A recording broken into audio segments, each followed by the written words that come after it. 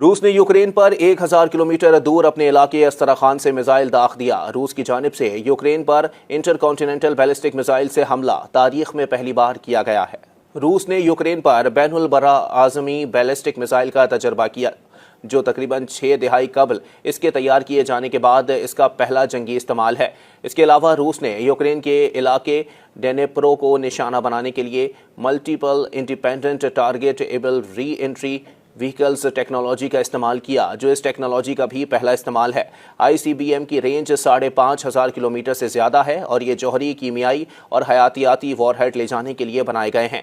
ये एक रिवायती वॉरहेड भी ले जा सकता है, जिसे रूस ने मुबैना तौर पर RS-26 रोबीज बैलिस्टिक मिसाइल में इस्तेमाल किया था। ये मिसाइल यूक्रेन में तबाहशुदा मकाम से 1000 किलोमीटर दूर रूस के इलाके अस्तराखान से दागा गया था। सोशल मीडिया पर वीडियोस भी सामने आई हैं, जिनमें वॉरहेड्स के यूक्रेन में दोबारा दाखिल होते और इंफ्रास्ट्रक्चर को निशाना बनाते देखा जा सकता है।